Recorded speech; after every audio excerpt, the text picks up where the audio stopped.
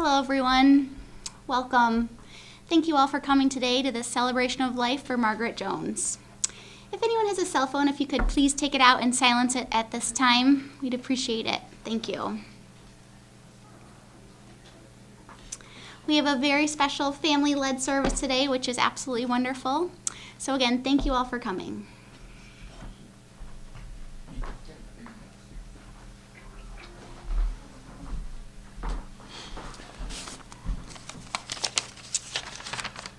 Good morning. On behalf of Margaret's entire family, I welcome you today. Sorry. My name's Ken Foster, and I'm one of Margaret's, I never knew how to do this. Is it son-in-laws or sons-in-law? I can't figure that out. The spell check said sons-in-law, so that's what it is. And I've been asked to give the opening prayer this morning. I don't know about you, but for me, funerals always make me think about my own mortality and what that means. Margaret wasn't a particularly religious person, but I do know she spent time in the Methodist Church in her younger years. I do not know what Margaret's relationship was between her and God. It was strictly between her and him, and that's all I know. One thing I do know as a believer in God, there is more to life than what we see here on this earth.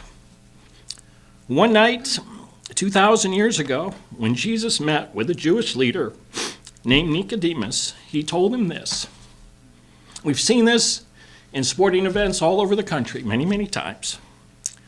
For God so loved the world that he gave his one and only Son, that whoever believes in him shall not perish, but have eternal life. For God did not send his Son into the world to condemn the world, but to save it through him. This gives me great hope. Let us pray. Lord, be with us today as we celebrate Margaret's life. She was a loyal friend, a caring mother, a dedicated wife, a supporting sister, and a faithful daughter. Help us find comfort in sharing her life together. Through our sorrow of her passing, help us to take this time to remember Margaret and to know that only you can provide eternal life. Dear Lord, also be with Margaret's brother Forrest, who couldn't be here with us this morning. Give him your healing peace, dear Lord. In Jesus' precious name, amen.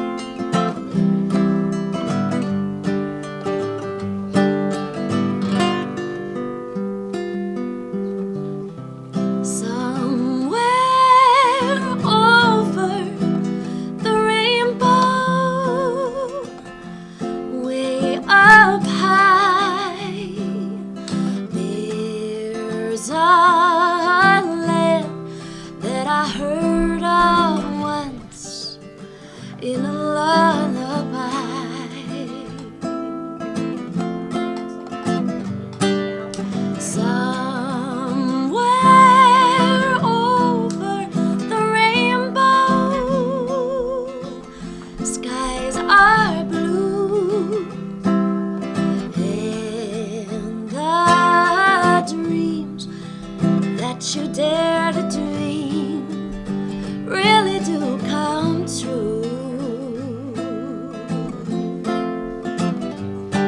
Someday I wish upon a star and wake up where the clouds are far behind me, where troubles melt like lemon drops way above the chimney tops. That's where you'll find me, somewhere over the rainbow. Bluebirds fly, birds fly over the rainbow. Why? They know I can't die.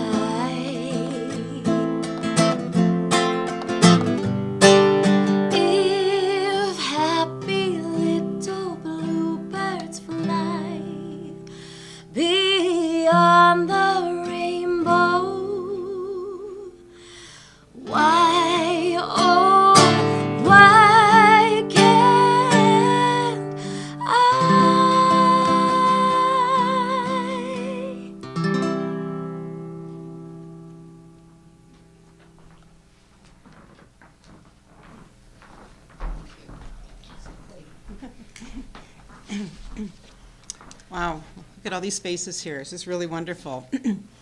Good morning.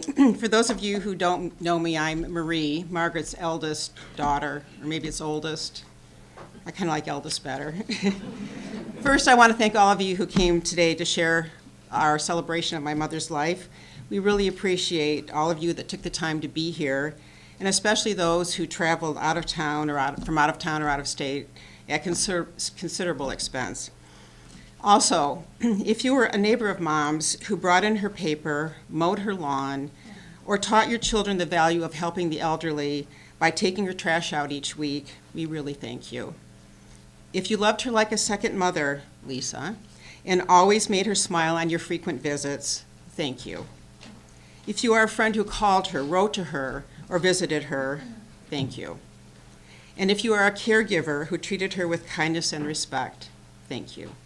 You all made her life richer, and we are very grateful. I'd like to tell you a few things about my mom, not her biography, but about her as a person.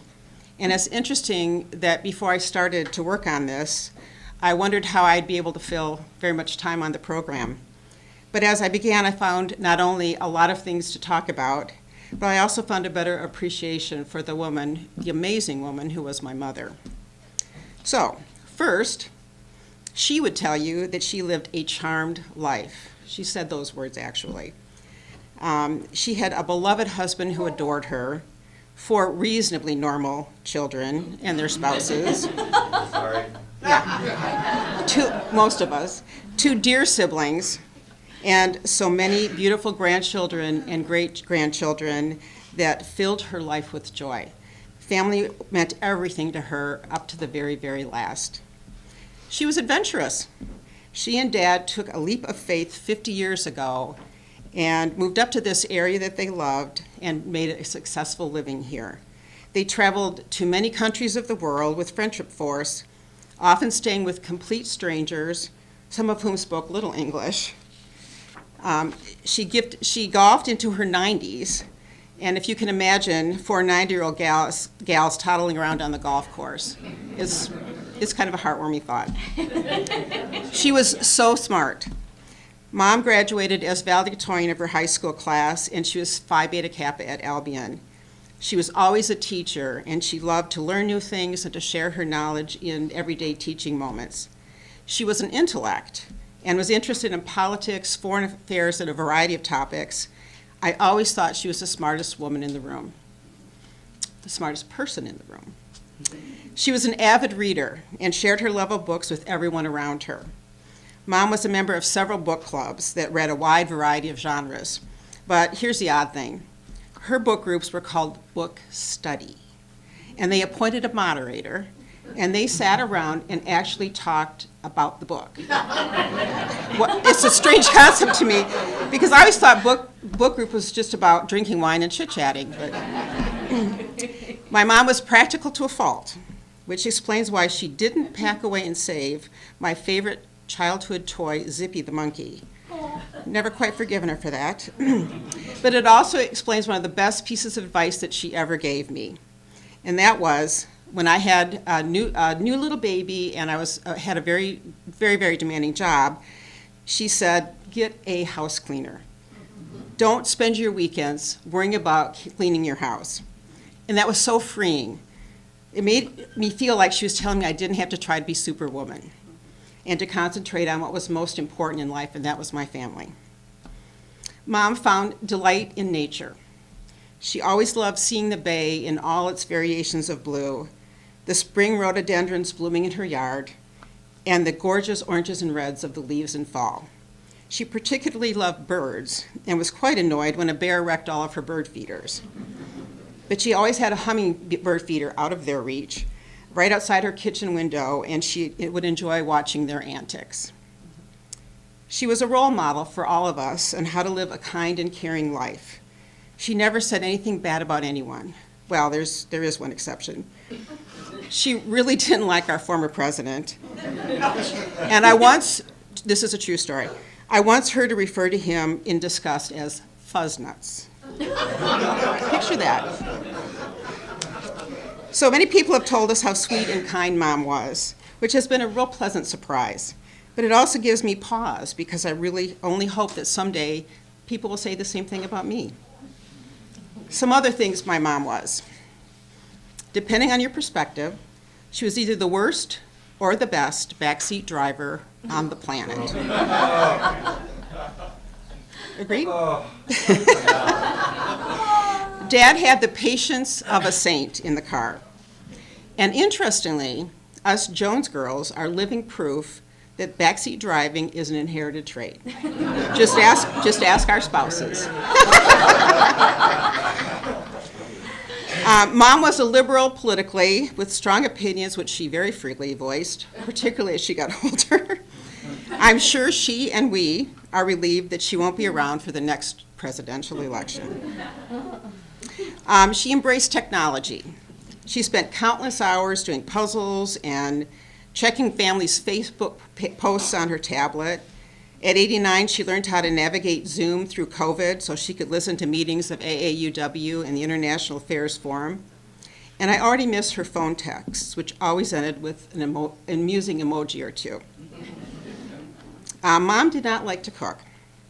There's a family legend about the time she tried to fast-track the Thanksgiving turkey breast by microwaving it.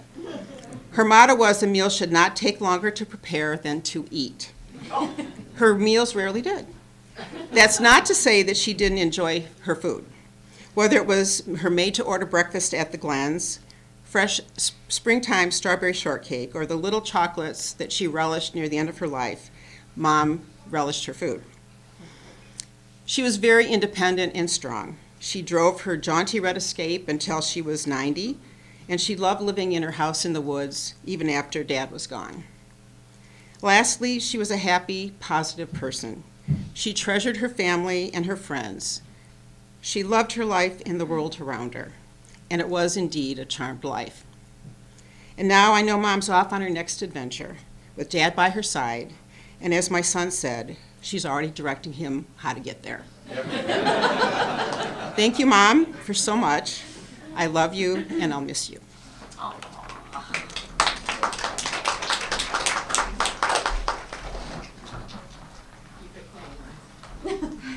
I'll try. It's not easy. All right. Good morning, everyone. Friends and family, thank you so much for being here and being here to celebrate the life of Margaret Jones. Marie, my mother, thank you very much. You did a great job there. Well, you know. For those of you that I don't know, again, Ryan Haysbrook, I'm Marie's oldest son, one of Margaret's many, many grandchildren, and obviously, count myself very, very blessed to have had her in my life as long as I have. What I wanted to do today is just spend a few moments with you just to share how special and remarkable my grandmother was. We've all been extremely blessed to have her in our life, and I've been very blessed to have many very strong, independent, and supportive and successful women in my life. It's helped shape me into the person that I am today, the man, the husband, the soon-to-be girl, dad, and father here in the not-too-distant future. But none had as much of an impact as my grandmother. She's, again, very, very special person. The first memory that I have of my grandmother was her walking down the hall of my parents' old house on Camelback Street in the middle of the night, in a white gown to come help me when I was sick. And at that point, it seemed as though she was like an angel or a saint at the time, and perhaps a memory that foreshadows the role that she would eventually play in my life. Life, as it does, presents many challenges. At times, one's ability to persevere in spite of those challenges depends upon their familial support and the people that you have around you. During many of the challenging periods of my life, and I know it may come as some shock to you that my life has not been on the straight and narrow my entire life. However, my grandparents always played a crucial support role for me. And I always knew that Grandma would be there to teach and to guide me and to help me work the problem in order to get to where I needed to be. One of the single greatest things that I am grateful for is how open-minded my grandmother was, seeking always first to understand rather than to judge, and to help you, get to the conclusions and grasp the problem in order to get to where you needed to go, to help you become a better person. something I would say that was ultimately her life's work as a teacher. Margaret was a remarkable woman. I think for me, the word that comes to mind was mastery. If you read through the traits of the feminine archetypes, my grandmother exhibits mastery of almost each and every single one, almost in perfect balance. She lived a life that was truly full. I believe that is why so many of us are here today to gather to, celebrate her life. Now, Grandma was always a pragmatic woman. So too when Grandpa passed. The remarkable thing about Margaret is following my grandfather's passing, whenever she brought, up memories of her beloved Ed, she always had a smile. She had so many happy memories with him. Though I am certain that she missed him dearly every day, she only ever showed happiness and joy in his memory. So when I think of my grandmother and her memory, we all have happiness and joy. Lots of good memories. 38 years of very positive, happy memories. Some of you double, maybe almost triple that. I'm towing the line, so just keep it clean. We should all be thankful for the time that we had with Margaret and the time that we had to share with her. And though we will all miss her very dearly, we can and should to choose to honor Grandma with joy and happiness in our hearts. That is what she would have wanted.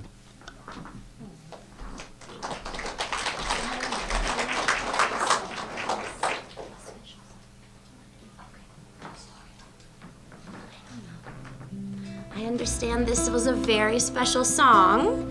This was Margaret and Ed's, one of the songs that they love together, yes? If you know it, feel free to sing along.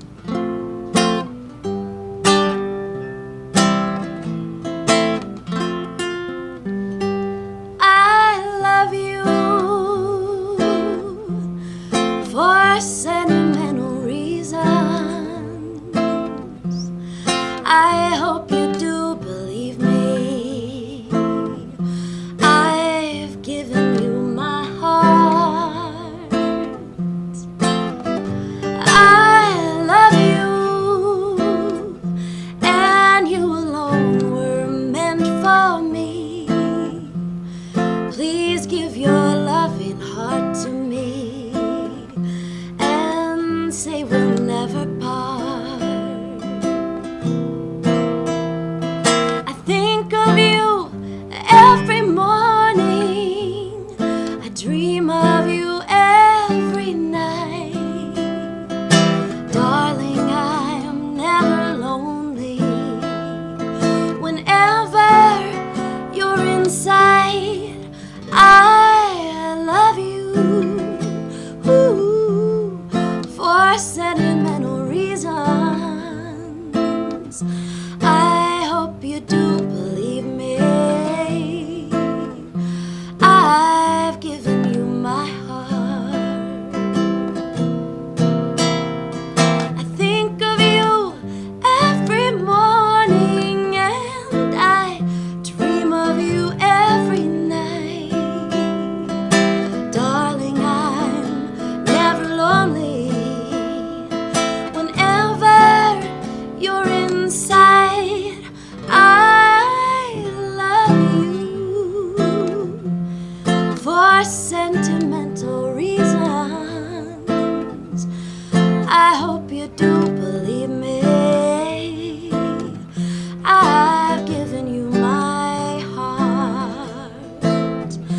I've given you my heart. I've given you my heart.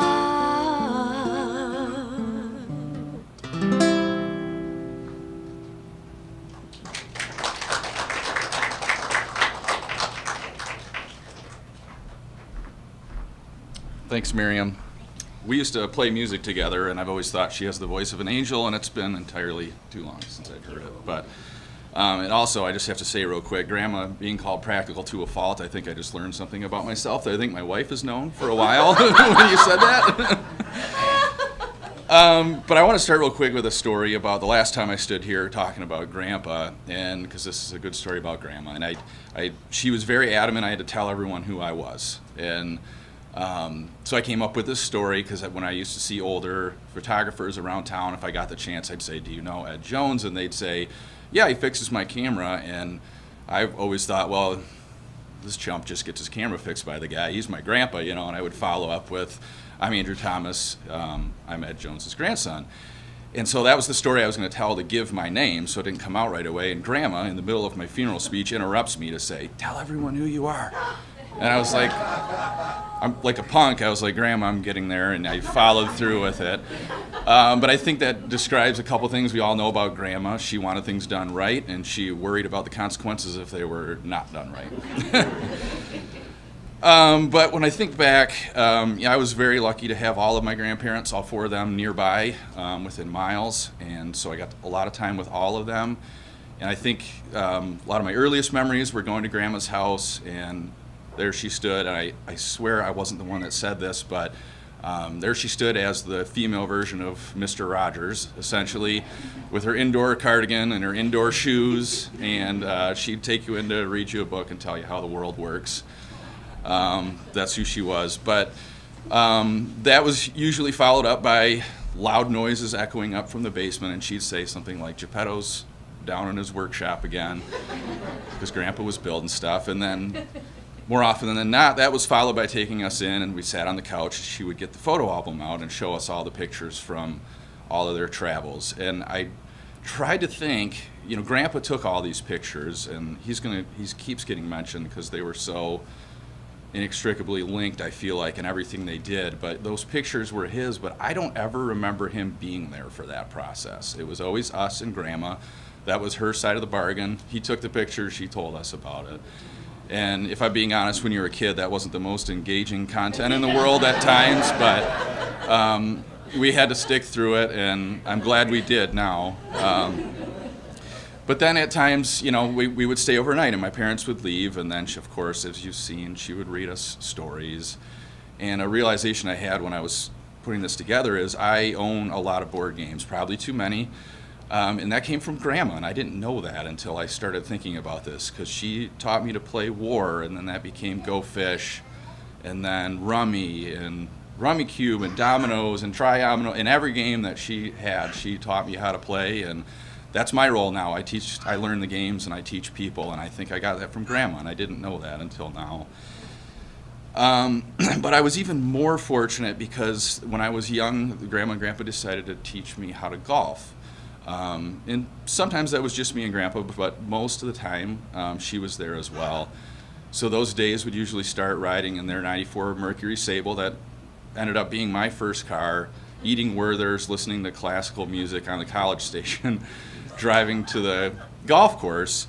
And especially when I was young, we would rent one cart, and Grandma would drive, and I would ride with Grandma, and Grandpa would walk. And for the life of me, I can't think what we talked about when we were in the cart. We were just together. We probably made fun of Grandpa when he whiffed a shot here and there and then drove away. But we were just together, and it made me think. I get an email every morning called the Daily Dad, and it's parenting advice. And one of the things that it comes back to reoccurring themes, and one of them is about a thing called garbage time, which I think Jerry Seinfeld actually came up with. And they talk about how it's so much more important than quality time at times, and how you can get blinded by trying to plan quality time, which in effect takes you away from your family to try to plan that when you could just be together, living and doing the things, enjoying the garbage time. And I got a lot of that with Grandma, just being with her in the car, in the golf cart, reading, doing whatever we did. And then as I went through this, that really I realized that was the theme, because when I got married, and she took such an interest in my wife, Janelle, so much so. And then Clyde was born, and she, of course, took an interest in Clyde and all of her great-grandkids. But for a while there, she and Janelle had a standing weekly breakfast date. They'd go to Bob Evans or whatever. And I was almost never at those. I got to go maybe twice when I had a day off of work, and they were able to coordinate it with my schedule. But to me, that was just so amazing that she was making this time so frequently to be with my wife and my son when I wasn't even there. And so Clyde got to see his great-grandma in a way that I never did, and get comfortable with her and have a relationship in a way that I didn't. and that many kids don't. And then, of course, Archie came along, and he got a little bit of that, and then COVID happened, and it got a little bit harder. But that brings me to my last memory was the day that we knew she was passing.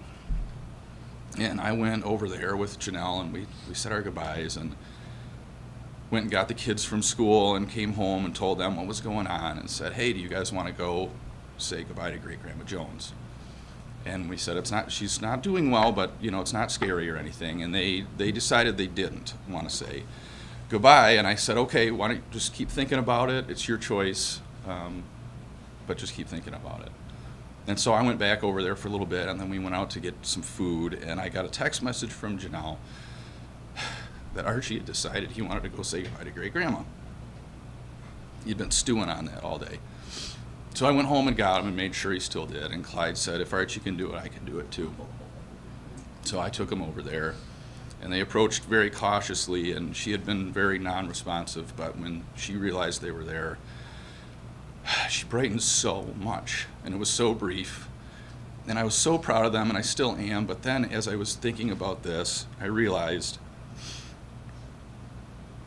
all the time and effort she put in with all of us over the years, she reaped those rewards in that moment. She got that because of what she did, the amount of time and effort, and the time you spent with her was good. I know Mom used to complain because, Grandma, all she wants to talk about is her bowel movements right now. and I was like, Mom, I don't care. She is telling me about her life, and I don't always get that. She's telling me what she's going through, and I know that things aren't great for her right now, and she's being honest with me about that. And she asked real questions. She wanted to know how you were doing. It wasn't small talk. She wanted to know the answers to the things she was asking. And I just think right up to the end, with all of her family around her, that was because of the effort that she put into everyone in her relationships. So, miss you, Grandma.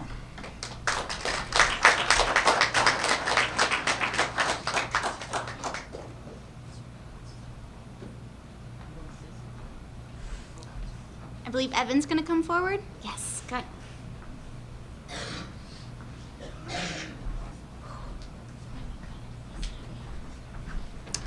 I'm going to keep this a little more brief. Those of you who don't know me, my name is Evan. I'm Marie's youngest son, and those of you who do know me know that I'm kind of a man of few words. I also wanted to point out how much we appreciate those of you who came out that maybe don't know Margaret all that well, or maybe are on the other side of the family, but you want to be here to support us. We greatly appreciate your presence here this weekend. Full disclosure, I didn't appreciate how wonderful my grandmother was for a long time. I think when you're a young man, sometimes you don't realize that. But when we moved here and we had the chance to come up more frequently and to spend a lot more dedicated time one-on-one with her, my wife and I, Chris and I, would joke about how much of a badass Grandma was. And it was, the stories are true. Like, you would get to her home and she's watching the same TV show, and she's, ogling over the same actor still, and she was very set in her ways with, we joke about she would donate money to get things that you could probably get for free, but she just did it because that was what she did. And she was such a special woman, and I miss her so much already, and I miss that house, and I miss the times that we shared there because it was always so special. But the story that I think about when I think about Grandma, we were up several years ago, and it was before my folks had moved here, and so Kristen and I were staying at Grandma's house, and we were on our way out to Sharon and Ken's for a gathering. And so we were making our way around the bay, and just out of nowhere, she goes, "Oh, would you look at the bay today? Look how beautiful it is." And every color of blue and green you could possibly imagine. And it was gorgeous. And I sat there thinking, Grandma has probably seen that view hundreds of times since she moved here, but it's still not lost on her. She still deeply appreciated how beautiful the world was, and her natural curiosity for things. You couldn't go anywhere with her without her telling you some kind of story or background or history of that thing. And I think that's one thing that Grandma is not here, but she is, because her curiosity for the world and her desire to learn and to teach is something that I think I see in all of us. And I think for the grandkids in the room, hopefully I see us passing that on to our kids. But I'll never forget that moment. And that's when, that's what I've been thinking about a lot with Grandma, is just how much she appreciated how beautiful the world was. And I hope we're all living that today as we think about her. So that's all I have. Thank you all for being here.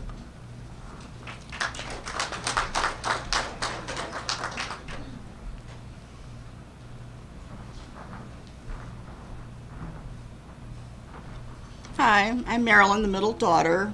I want to do some more thank yous. I want to thank my sisters, Marie and Sharon, who live up here, and so we're able to be right there for Mom, get the 3 o'clock in the morning calls because she thinks it's 3 o'clock in the afternoon or whatever it is, and calls that she's going into the hospital. I mean, they were just wonderful taking care of her, and I so appreciate that. Being in Midland, it's just, you can't provide that kind of support, and for a good part of the time I was still working. I also want to thank my brother, who the last night of her life, he was on duty till 3 in the morning, and most of that time she was very restless, trying to get out of bed and things like that, and he had a hard time with that, and I appreciate him doing that. I also want to thank Ruth, who filled in a few times when we weren't available to take care of her. She came and stayed with Mom. I know she loved you dearly, and appreciate that support. And then as far as my view of Mom, I think she had a hard time with me a little bit because I'm the introvert of the family, and she didn't quite understand that. I also struggled with depression. I don't think she understood that either. But when I was going to college, my first year, lived at home, was going to Northwestern, and I made a comment to her that I didn't see the point in life. And she picked right up on that and said, well, maybe you need to go to Central next year instead of waiting another year. And I think that was very important. I don't know if I would have made it another years, honestly. So I went to Central, and I was able to join a sorority and meet lots of people. And I really appreciate that she understood my cry for help. I also really appreciate all the lessons that she took me to. I played piano and flute, and she drove me to lots of lessons. She attended every concert, very supportive. The last thing is that whenever we went to visit her, when we would be driving out the driveway, she and my dad, when he was still alive, would be in the front bedroom waving goodbye. So, bye, Mom. Love you.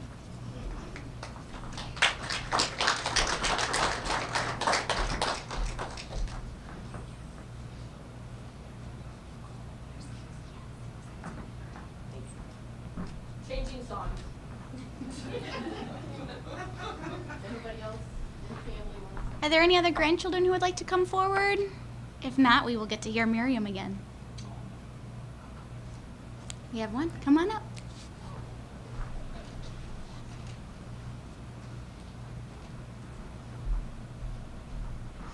Hi, I'm Heather. I'm Marilyn's daughter. Like she said, we lived, 2 hours plus away pretty much my entire life. I have so many fond memories of going up and seeing them, bursting out the door and big smiles on their faces, greeting us, giving us huge hugs. And there was a tub of books upstairs in one of the closets that we'd always pull out, and I would rifle through them and get my favorite book. One of them was Big Bad Bruce, about this bear pushing a boulder down the hill. And there's just a few that were favorites that every time we were up there she had to read. And I struggled with math when I was younger, and I remember sitting with her at the table and just still not getting it, but she took as much time as she could with me, trying to teach me. And I think, like Evan said, I didn't appreciate her as much as I should have. But sorry, I really, really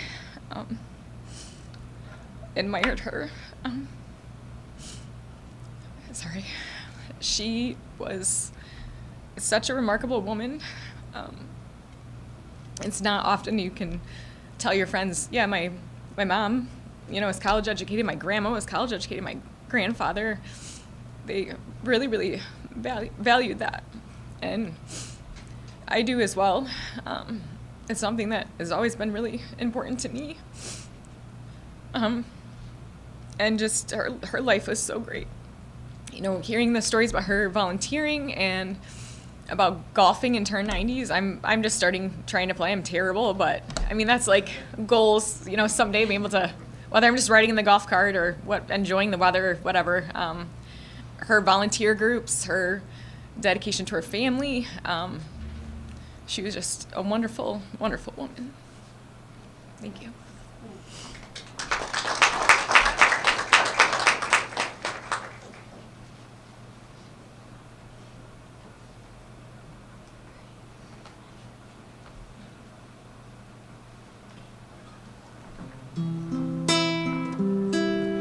I see trees of green, red roses too. I see them bloom for me and you, and I think to myself, what a wonderful world.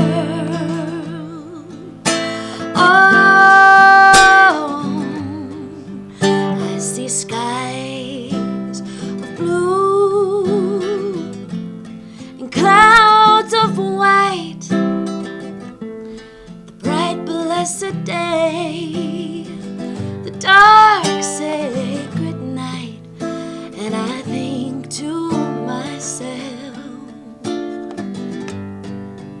what a wonderful world.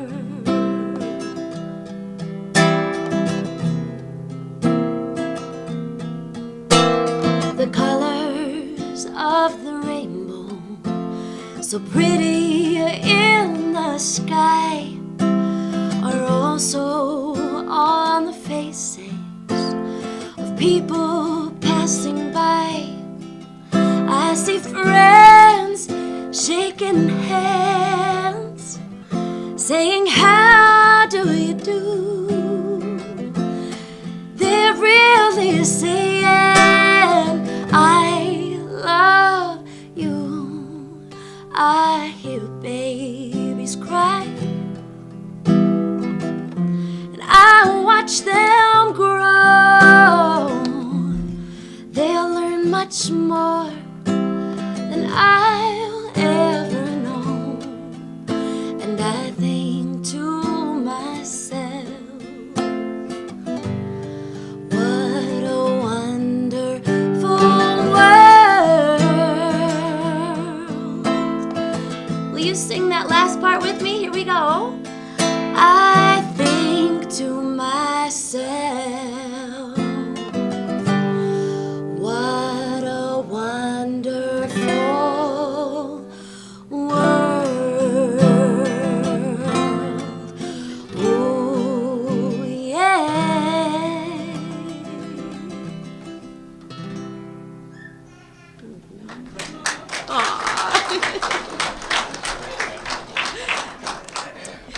It is indeed a wonderful world, and I think we all can agree a wonderful world made better because of Margaret Jones. At this time, we have one last special music that will play as we all sit and listen. I hope that you can maybe think of a special memory that you have with Margaret. After the music plays, I invite you all upstairs where we have a beautiful luncheon prepared. Thank you again for coming. Go in peace.